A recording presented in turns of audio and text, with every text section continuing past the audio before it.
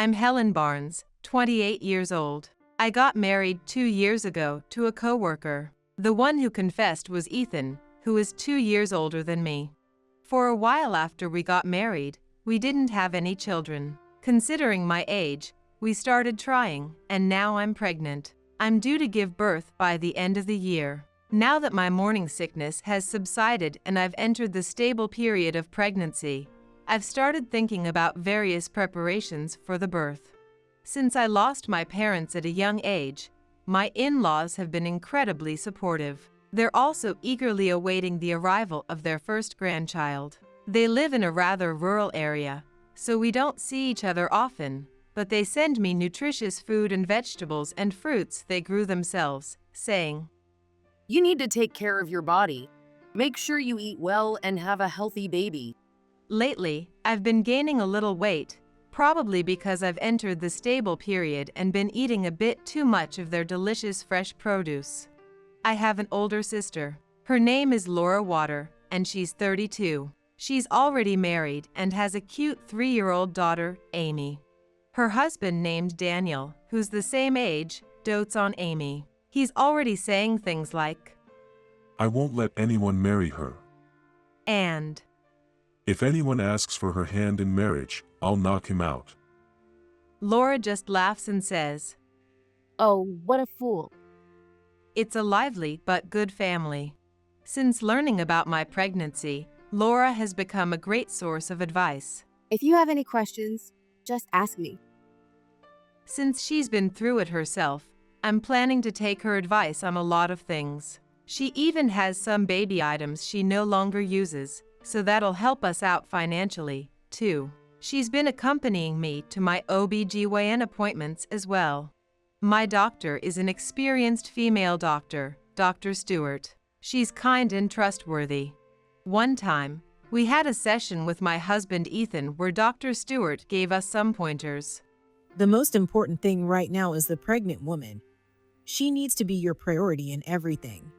Really? Ethan looked a little nervous. Of course, I'm not saying the husband needs to do all the housework, but the pregnant woman does need light exercise. Just make sure she doesn't carry anything heavy or reach for things in high places. The key is to keep her moving without overdoing it. I see. Ethan nodded, absorbing her advice.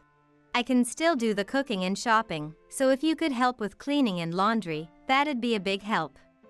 I told him honestly. He smiled and replied, Oh, that's not much different from now. Leave the heavy stuff like the groceries to me. Things like drinks. I was genuinely happy that he took the initiative like that.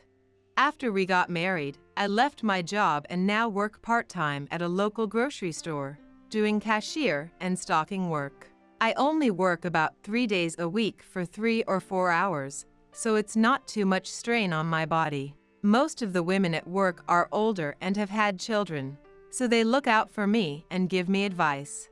Lately, though, Ethan has been busier at work. Since we used to work at the same company, I know what his job is like. He's in administration, so normally, aside from the busy season, there shouldn't be much overtime. When I asked him about it, he said, They just started a new department, and I'm leading the team with some colleagues. I'm going to be a father soon, so I've got to work hard. But I worried that he was pushing himself too much. Don't overdo it. He reassured me. I won't. I'm taking breaks here and there, so I'll be fine. Then, one day, I got a call from my cousin. Hey Helen, I need your help with something.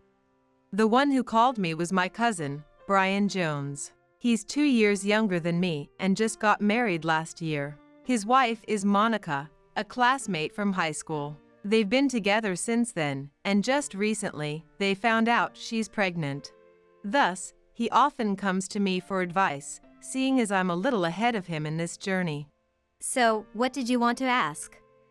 Well, Monica's morning sickness has been really bad, and I feel so sorry for her. She can't eat anything because some specific smell makes her sick. What should I do? Maybe the coffee smell would be one of them. You should stop brewing coffee every morning, okay? Oh my goodness, are you serious? I can't start the day without coffee. Well, okay, I won't drink coffee at home. And anything else? What did you do when you were pregnant? I just gave up on the things I couldn't stomach and ate whatever I felt like. I also made sure to stay hydrated. Oh, and chewing mint gum or sucking on mint candies helped me a lot. Got it. Thanks, Helen. I'll call you again if I need more advice. This is how my cousin Brian sometimes asks me for advice of pregnant. Since we live nearby and he runs his own business, we've been able to meet up frequently, even before he got married.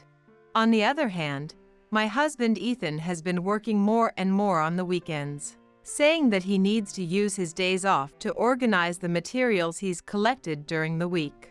Lately, I've been feeling like we're spending less and less time together, and I've noticed a change in his attitude. One evening, I complained about how much he's been working. Can't you do something about your work? You said you'd help with the housework, but I'm doing everything. By then, my belly was so big that even cutting my toenails was a struggle. Nevertheless, instead of showing any concern, he brushed off my requests, saying, Work's really important right now. Shouldn't you be helping me out instead? I get that, but I'm going through a lot too. Look at me, I'm huge. I'm working hard for our child too. Stop making this all about you, and what? What are you trying to say? I heard you've been meeting up with some guy lately. Huh? A guy? Oh, that's my cousin. He helps me with errands when you're not around. Your cousin? Really? You've been seeing him a lot, though. Well, of course, he's family. Fine, whatever. Just bear with things a little longer. Even with a bit of tension between us, the due date was drawing near. Then, one day, I went into labor. Laura accompanied me to the hospital, where they told me, The baby's coming soon. Let's head to the delivery room. After the birth, you'll be admitted for postpartum care. Laura contacted Ethan, but he said he was too busy with work to be there for the birth or handle the hospital arrangements. Because of that, Laura took care of everything for me. 5 hours later, I successfully gave birth to a baby boy. I screamed through the unimaginable pain, but the midwife said it was an easy delivery. Once I saw my baby's adorable face, I thought the experience was worth it.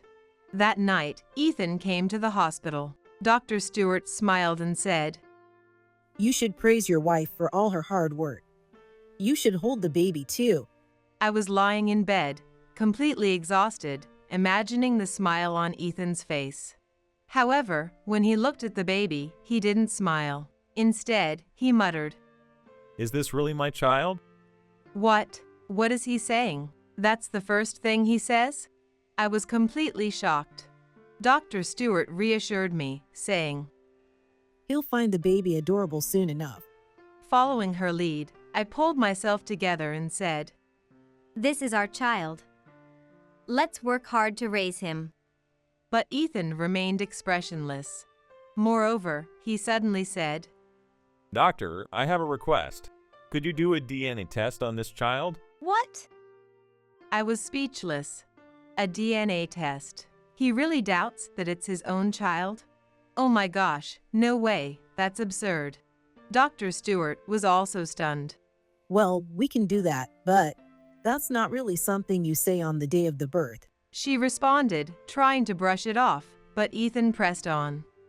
Please, I insist. He requested the test anyway. Are you seriously doubting me? This is terrible. It was truly awful. The pain from childbirth was suddenly overshadowed by my fury, and I shouted at the top of my lungs. I just want to know the truth. If the child is really mine, that's all I need to confirm. It'll put my mind at ease. Or are you afraid of something? Does he think I have something to hide? This is horrible. I don't expect you to be grateful, but asking for a DNA test right after I gave birth is the lowest thing you could do. Sensing the argument would only escalate, Dr. Stewart sighed and said, All right, let's do the test. Though I was frustrated, I knew the child was ours, so I decided to go along with it since Ethan was so adamant. After Ethan left the hospital room, tears began to flow. I had thought he would be happy. On the contrary, He was so suspicious of me that he demanded a DNA test. After that, as Ethan requested, the DNA test was conducted, and the results were scheduled to be delivered when he came back the following weekend. On the day of the results, Ethan arrived at the hospital, oddly calm. In the room, Dr. Stewart pulled out the report. I'll get straight to the point. Okay.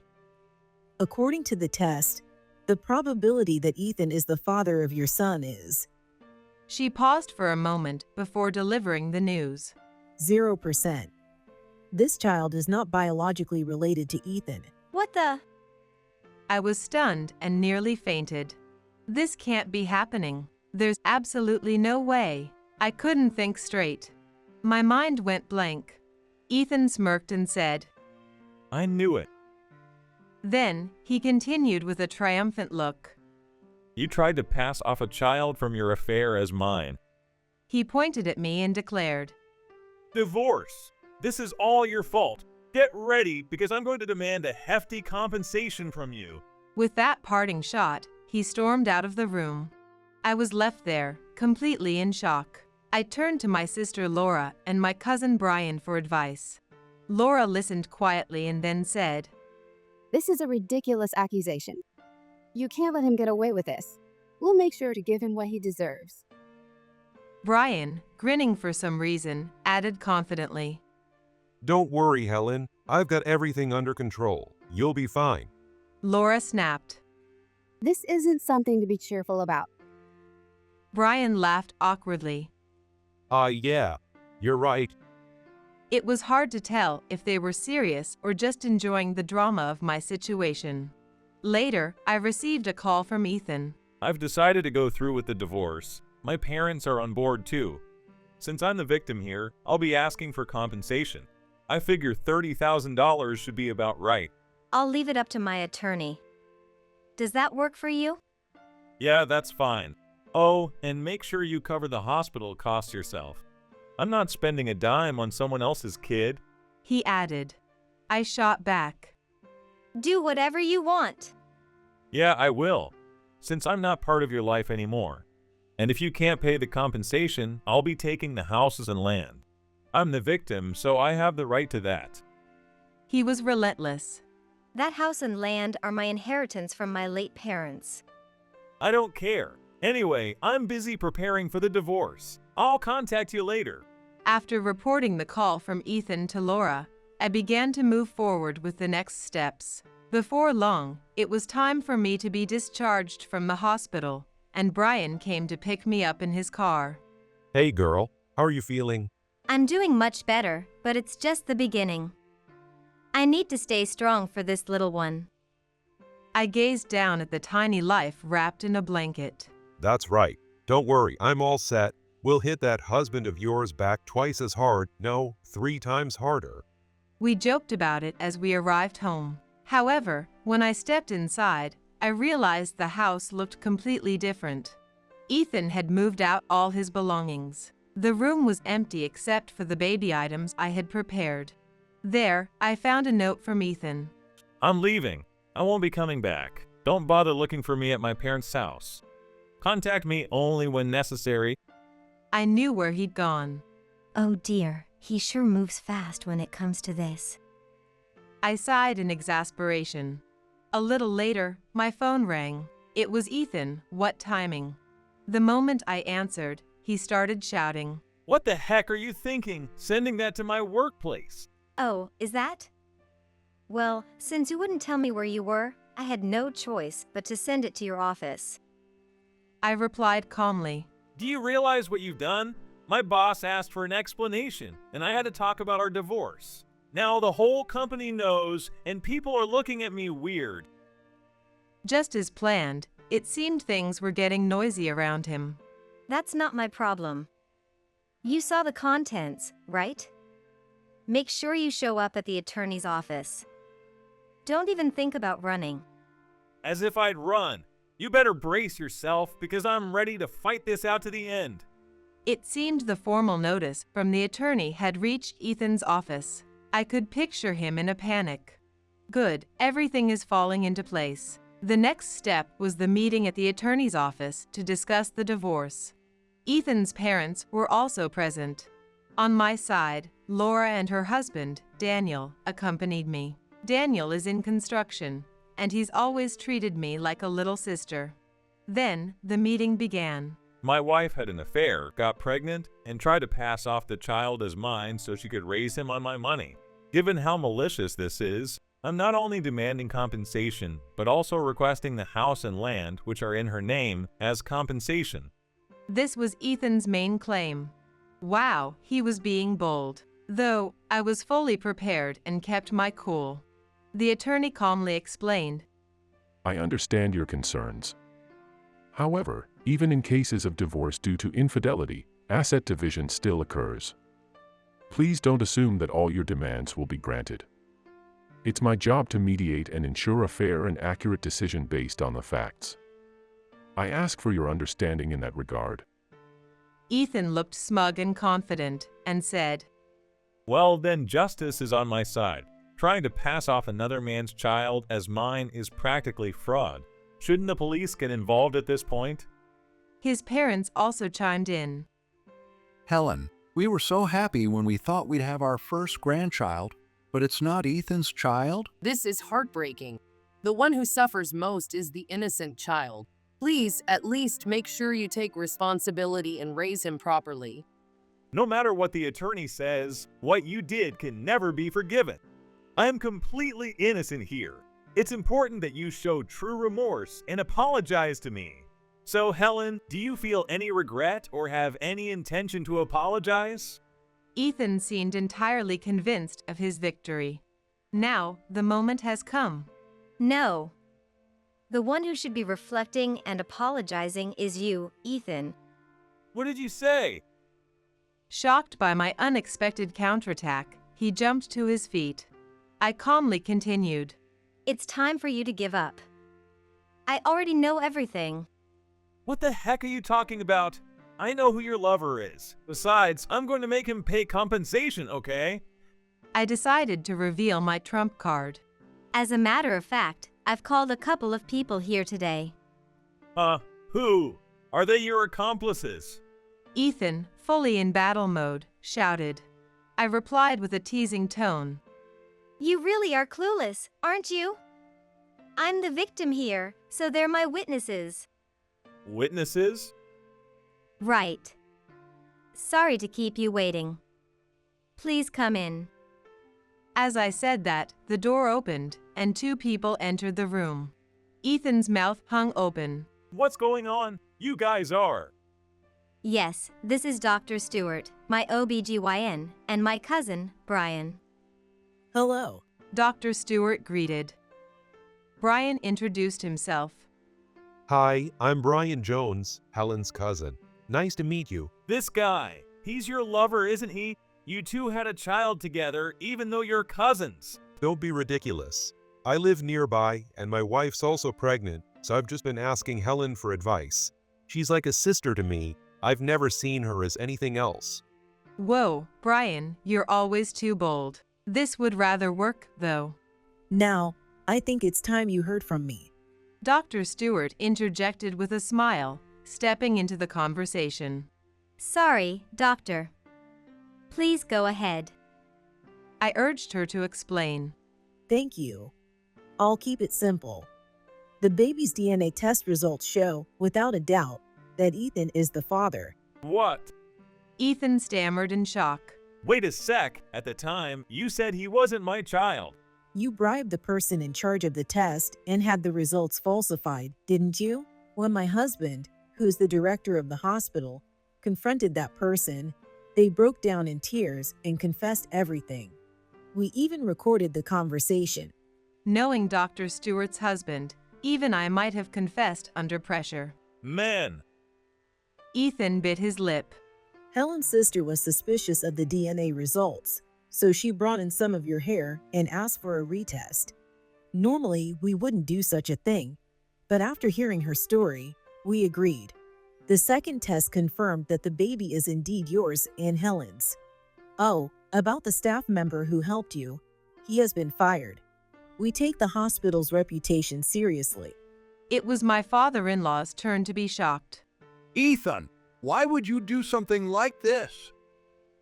He stood up and moved toward Ethan. Well, Ethan hesitated, unable to answer. Instead, Laura chimed in. Well, you see, it's because Ethan is the one who's been having an affair. What? My in-laws gasped, their mouths hanging open. When I went into the city to shop, I saw Ethan walking with a woman I didn't recognize.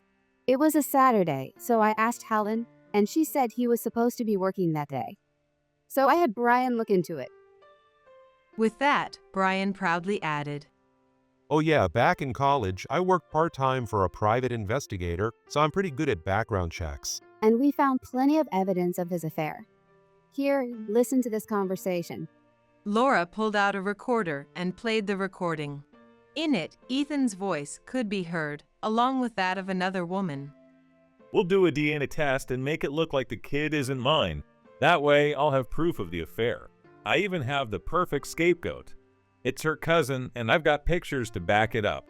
I'll pin everything on her, divorce her, and get compensation. Plus, she'll be guilty of having a child from the affair, so I'll get the house and the land too. I'll be the victim in this story. There'll be nothing stopping us from being together. How about that? I'm a genius, right? Genius? More like a villain.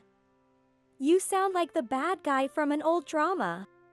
The woman laughed. Their laughter echoed through the room as the recording ended. Brian chimed in again to explain. The woman in question is Carol Clark, one of your colleagues at work, right? Ethan's face turned pale. With the evidence laid out so clearly, there was no room left for him to make any excuses. Now that the facts are clear, it's my turn. The attorney said with a sly smile. He pulled out several documents from an envelope and began to explain. Here are Helen's demands. First, she is requesting a divorce from Ethan. As for the falsification of the DNA test, she has decided not to pursue charges, so we won't address that here. However, Helen will be seeking compensation from both Ethan and Carol Clark involved in the affair. Additionally, she will be requesting a division of assets and child support from Ethan. Ethan's parents were in complete shock, unable to process the unexpected turn of events. Cornered by Laura and me, Ethan was utterly defeated, unable to utter a word in his defense. I signed the divorce papers, and Ethan was forced to fill out his portion as well. Our attorney signed the witness section, and the papers were filed without delay. After leaving the office, we went to a nearby restaurant to celebrate. That's how I divorced Ethan. I received a substantial amount of compensation and a lump sum of child support. By the way, I named my son Mason.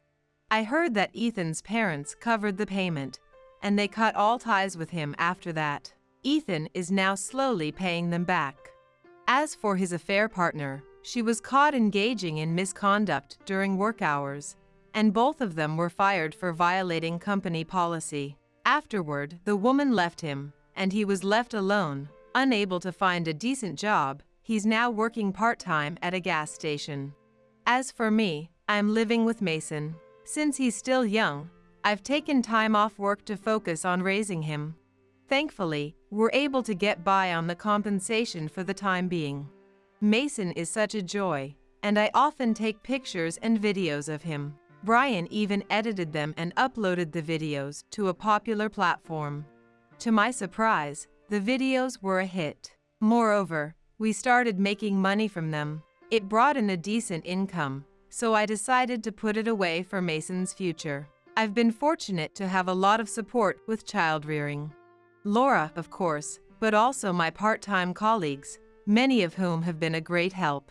Some of the older women from work even did my grocery shopping and delivered it to my home when I couldn't go out. Interestingly, it was the store manager Harry who always made the deliveries. It turns out the older women were scheming to set me up with the manager, who was also divorced. When Mason turned 1, Harry proposed to me. Despite his position, he was never arrogant, always working hard, and treating both employees and part-timers equally. We had many chances to talk during his deliveries, and my feelings of respect soon turned into affection. Therefore, I happily accepted his proposal. I knew I could trust him because he truly cared for Mason. Though I accepted his proposal, we didn't rush into marriage right away, taking time to prepare. Mason had grown fond of Harry, calling him his name and sometimes Daddy. It felt like I had reclaimed the happiness I once thought was lost. I would hold on tight to this happiness and never let it slip away again. Looking at Mason's peaceful sleeping face, I made up my mind.